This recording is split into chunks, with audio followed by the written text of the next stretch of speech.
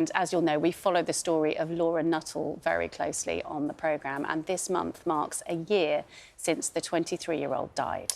Yeah, Laura was diagnosed with an aggressive type of brain tumour. She spent 5 years ticking off her bucket list of dreams and inspiring others along the way.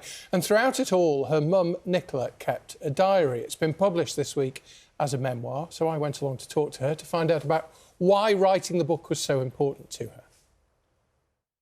I just wanted to tell our story, really, and to, I don't know, keep Laura's memory alive by sharing the whole experience, really, and what she's been through and how she coped with it, and also who she was as a person.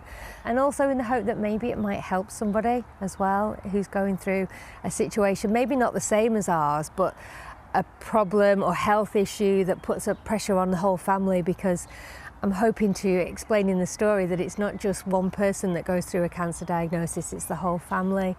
But coming up to a year since Laura died, keeping her memory alive is so important for that reason of helping other people. That's why you're doing it now, isn't it? Yeah, it is. And we set up Laura's Foundation for that reason as well. And now we've made grants and donations to other research projects, totaling, I think, £85,000 now so far.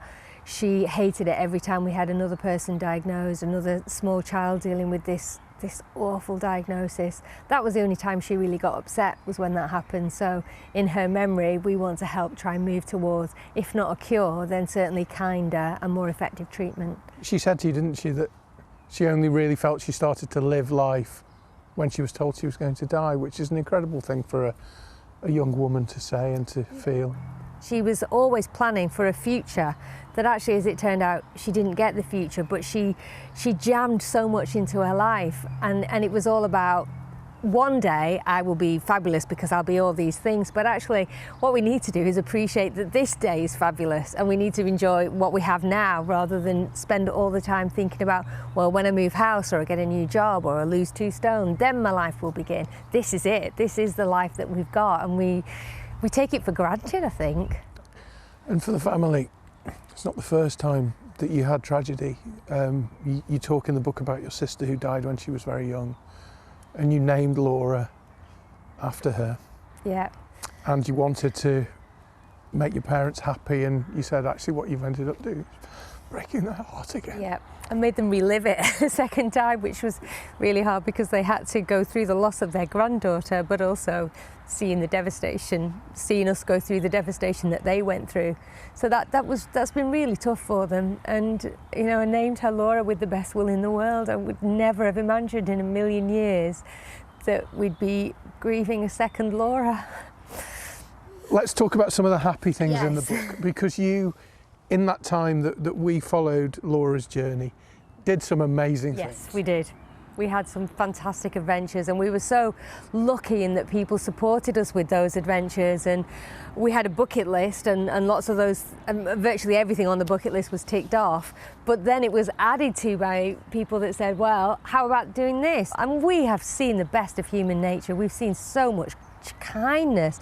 And those memories were so precious, because when things were tough and when she was poorly, we had this amazing album, this kind of mental album to look back on. And so much of that happened because of social media. Yeah. Because right at the beginning, you sat in a dark kitchen and set up a Twitter account, which brought the whole world into the story.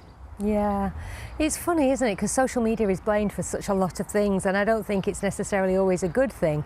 But in our situation, we ended up with a team of people, an international team of people who were so in our corner all the way, and they were supportive, and they came up with ideas. And when things were dark and we were struggling, they would share their stories and encourage us. And so her story has just gone so far and wide, and a life that has touched so many other lives isn't a life wasted, is it? Even if it was short. It was Nicola Nuttall talking about her daughter Laura, and an emotional interview in more ways than one. Nicola's new book, it's called The Stars Will Still Be There, is out now.